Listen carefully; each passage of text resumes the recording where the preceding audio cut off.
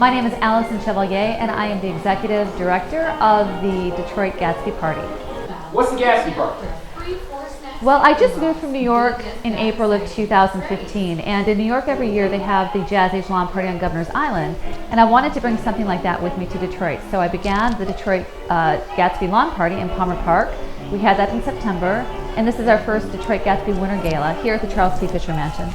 Okay, and what will people experience by coming to an event like this?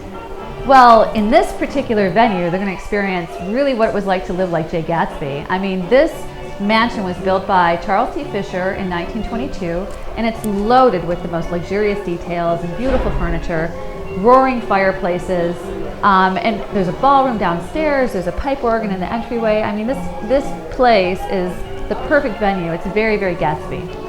Okay, now, in Detroit and just its feel, what reminds you of the times of the 20s, just in the city itself? Right. Well, the 1920s was an incredible time of change.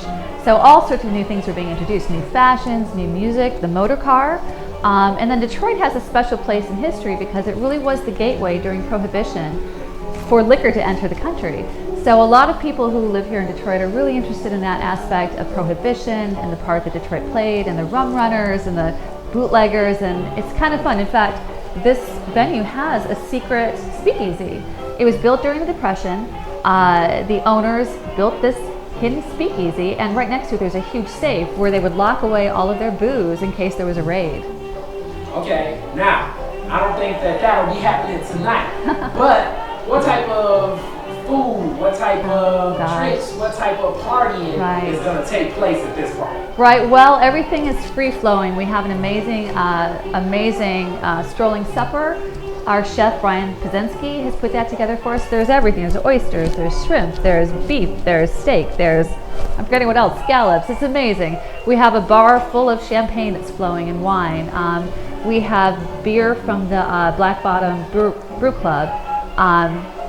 Mixed drinks down in the speakeasy, and we have Phil Ogilvie's Rhythm Kings playing hot jazz from the 1920s. All right, now, with that's this event. What's going to happen next? What are you going to do to keep adding to the events and the culture of Detroit? Well, one of my intention coming here was that I wanted to create an event that brought people into the city, into places they would not normally go. And I wanted it to be something for the people living in the city, not just downtown, and not just for the people in the suburbs, but for the people in the outlying neighborhoods as well. So I chose Palmer Park for my venue for the lawn party, and that's scheduled for September 11th, 2016, so that's coming up. And who knows, there might be a couple of, or at least one more event between now and then.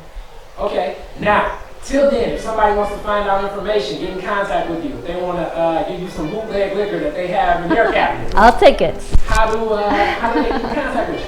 Well, they can either email me at info@DetroitGatsbyLawnParty.com. They can check out our website, DetroitGatsbyLawnParty.com. They can find us on Facebook. They can find me, Allison Chevalier, on Facebook. And there's a ton of ways to get a hold of me. All right, and I always ask people this question. It's the Detroit is different question. If you could rename Woodward after one Detroiter, who would it be? Oh my goodness. You can't ask me that question. I haven't been here long enough to know the Detroiters. But I would say, you know what, I would choose a mom. I'd choose a single mom who's struggling to get her kids to school every day, get herself to work every day, and come back and be a loving mother with energy enough to deal with everything she has to deal with. A lot of the women that I've met here, I mean, they're heroes. What they're doing in spite of the conditions around them is really, really astounding. Also, one of the people who I love, this is benefiting the Eimers Foundation. And the Eimers Foundation was founded, so maybe two streets. The Eimers Foundation was founded by Robbie Eimers, who's a 13-year-old boy, who when he was 9 years old, his mother took him to a homeless shelter to distribute blankets. And he was so touched by what he saw and so moved by these people's suffering and their unhappiness. So he started collecting his lunch money and his allowance. He started bringing things into the city every Saturday. He founded the foundation when he was 11 years old 2 years ago, and he has since, in all of this time, these few years, he has raised more than $200,000 for things like warm clothes, blankets, nourishing hot food, toiletries for the city's homeless. So like, Robbie's a hero too, you know, and you've got people working from two different directions, people raising their kids in the best way they can, and then people like Robbie, who I'm very excited to learn what Robbie will do when he's 20 years old, because what he's doing as a 13-year-old is just astounding, and it's a huge inspiration to all of us. Yeah. Definitely more than I did at 13. I know you too. All right, thank you so much. Thank you.